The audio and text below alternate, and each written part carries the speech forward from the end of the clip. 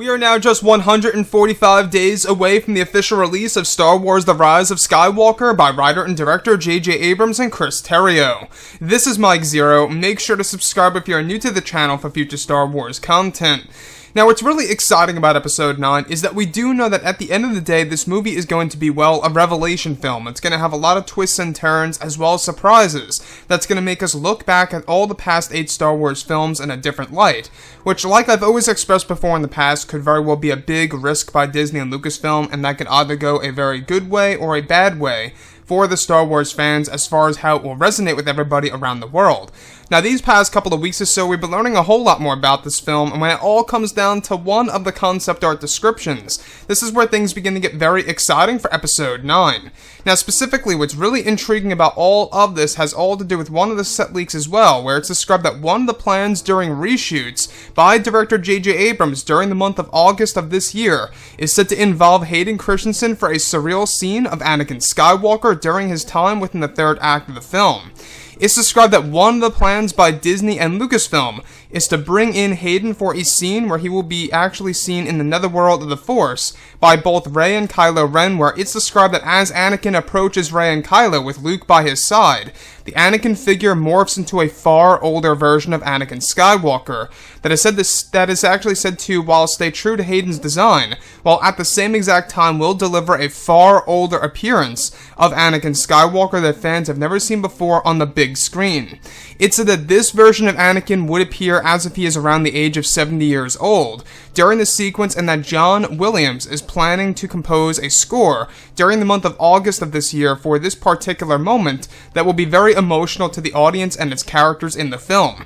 So let's go over a couple of parts about this, because this is a very exciting and very strange moment for Star Wars, because we do know that J.J. Abrams is experimenting with the netherworld of the Force, showing us, the audience, exactly what it's going to look like visually speaking and where the Force ghosts really go once they vanish into thin air, and exactly where they are when they are reaching out to characters like Rey and Luke, etc. throughout the entire Skywalker saga.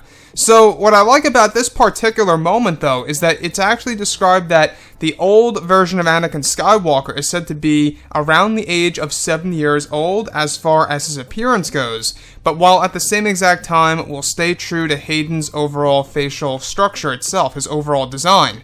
So, what does this really tell us? Well, this tells us that J.J. Abrams is trying to introduce other aspects of what a Force Ghost can do in the Star Wars universe. You know, in The Last Jedi, we saw that Rian Johnson toyed around with Yoda being able to manipulate the mortal world by causing lightning to strike down on the tree that was empty of the books.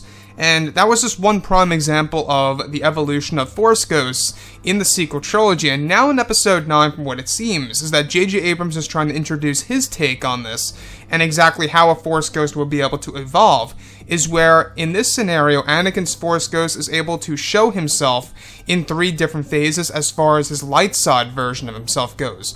So this is all said to take place in the netherworld of the Force while he's next to the Force Ghost of Luke Skywalker, with both Rey and Kylo witnessing this whole entire event taking place before their very own eyes. This is all said to take place, by the way, within the third act of Episode 9. Most likely after their duel with Emperor Palpatine, also known as Darth Sidious.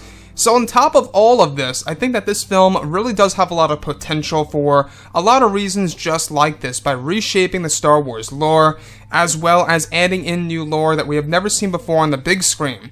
Now, in this particular moment, yes, it is a big risk, while at the same exact time, we do know that J.J. Abrams, he's a man of taking a lot of risks, you know, with all of the projects that he has been involved with, such as Westworld, Lost, Fringe, you name it. I mean, he does take a lot of risks here and there, and they've either turned out to be bad or good.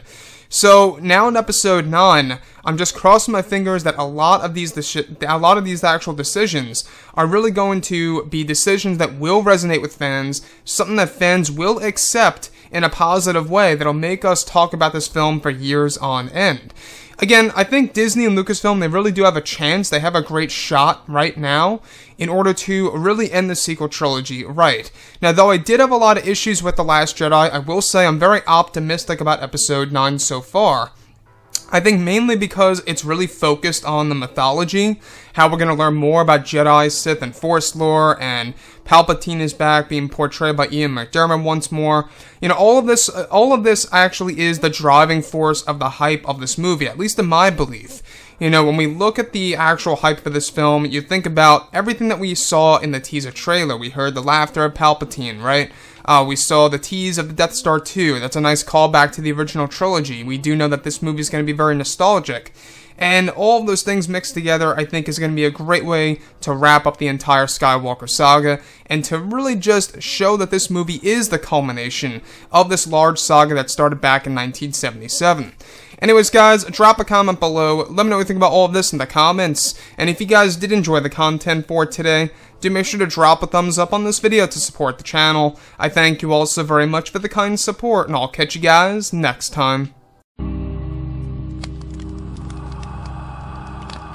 Gun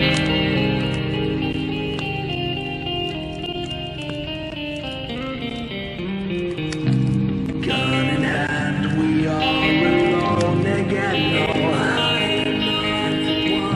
From night to moon, we hear them moans again.